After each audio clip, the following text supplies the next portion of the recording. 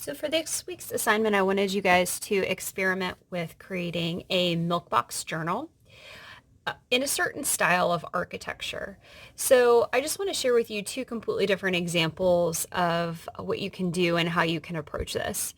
And also kind of talk about the supply list a little bit. So last week I asked you all to round up a series of recyclable objects like a milk carton or creamer carton. This just happens to be a milk carton that I cut apart and reattached together. Pasta boxes, any sort of recyclable cardboard box that is small. So like a cracker box or a small like individual cereal box, the ones that are really small. Any of these items will work along with like glue sticks, pencils, magazines, scissors, things like that. So any of those supplies will work.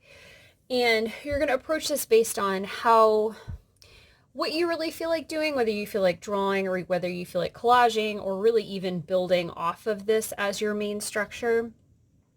And also obviously what materials you have on hand, because whatever a kid has is going to be different. Now I want to share with you this milk box journal. So this, like I said before, is an actual milk carton. So this one is big. This is really too big for what I want you all to do. I think smaller is better if possible. You'll spend less time on it. Also, at the time I created this, I really wanted to draw and experiment. So I used my watercolors and some pen and ink and things like that. So the milk box journal, basically what you end up doing is I cut off the top of the milk carton so you can kind of see. Let me twist it. This is kind of the top part. All I did was like cut around here, and I bound my pages for my journal inside. So I'll do a different video for you all on how to actually do this. But the pages of your journal are here. So you could take this out and use this as sort of like a diary. You could sketch in here. You could collage in here. Honestly, whatever floats your boat. I just think it's kind of a neat concept, a way of combining sculpture and architecture and also journal making all in one sort of unit. So this is the pages of the journal. The box itself, I felt like for this particular style of architecture, I wanted to do a New Orleans style shotgun home. It's a Creole cottage. Basically, it's a very tall and narrow building. It's really not that tall, but it's very, very narrow. And all of the rooms of the houses line up so that you could walk from front to back of the house without hitting any walls. So the main hallway of the house goes straight through to the back. So I like these particular types of houses because they're very ornate and they're very colorful. And I really like that a lot. So I use that one as this inspiration. This took me a long time to create because it's very detailed. And like I said, it's very large. So smaller is better for what we're doing. Okay. So you could go this route and sketch something and draw something on here and add color and then bind your journal pages in it. But that's just one option if that's what you want to do. Okay. Now the second option that I did over the weekend is I used a pasta box and I did some collage. Now I have, the only magazines I had at my house were a series of travel magazines. So if you want to do collage or you're like, okay, well I want to do something simple, but I want it to look cool and I'm really not sure exactly if I want to draw or not, all I did was I looked for some magazines. I think Home and Garden ones are a little bit better. All I had was like traveler magazines. So I flipped through these magazines and looked for anything that could be considered an architectural element. Okay. So I basically looked through here in terms of like doors, windows, shutters, stairs, plants, any of that sort of stuff. So this would actually be a perfect page if I wanted to like cut out parts of this or use a section of it for the facade, like the front. But but that's what you're looking for. So if you feel like doing something simple and you're like, okay, I just want to watch TV right now, you can kind of flip through some magazines, some newspapers, anything that has some architectural elements that you can pull out and reuse. Now, I do want to talk really briefly about how I ended up collaging this on here. So I cut out things like windows and doors and some plants, a patio set.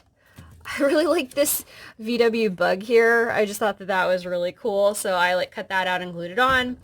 But I did look for the background colors first before I put these architectural elements on top, so windows and doors. You could very easily do this with construction paper. You could do this with a piece of drawing paper. You could find, for mine, I found a whole bunch of colors that were similar to the color I was trying to match. Obviously, it wasn't perfect, but I don't mind it too much because it kind of blends in. So I found these background colors first and then added my windows, doorways, bushes, people on top.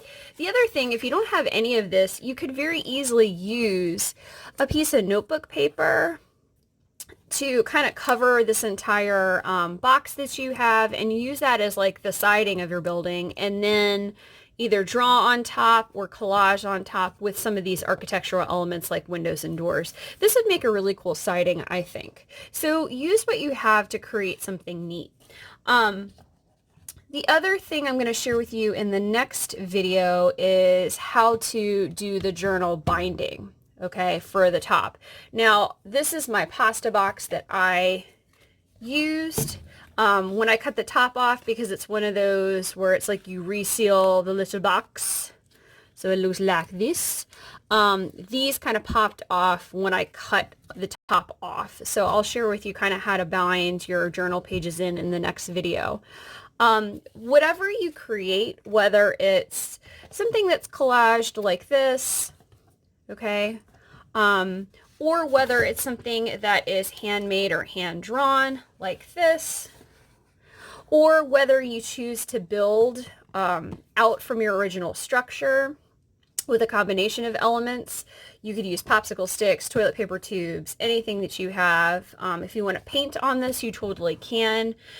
Spend a little bit of time on it. I don't want you to spend as much time as I did on mine, but make it look cool, because otherwise it's like, what is even the point of us doing this? And feel free to use the journal to like write in or sketch on or collage into or whatever. The main thing I'm going to have you all do at the end is, let's say you collage or let's say you sketch out something, either method. You'll use an architectural elements chart and basically tell me what it is you think, what style you think is best represented within your piece that you created. So like, for example, I'm not even really sure personally what style of architecture this whole thing would be, but what I do know, and this could be based on the chart too, is that we have some Corinthian columns here. So it's kind of, you know, a nod back to Greece and Rome. So this is probably a revival style architecture. I don't think it would date to that time, but it's those elements were brought back in more recent generations. So something that's really ornate, I would compare some of these elements to the architectural elements off of the chart and then call it a day. Okay, so step one, just gather your materials, decide whether you want to sketch something or paint something or collage, or if you even want to do a combination of these and even build off the front. It would be cool to have something 3D off here, and then I'll share with you how to bind the pages in. Okay, put a little effort into it so it looks cool, otherwise it's just going to look like a pasta box or a milk carton, and that's just weird.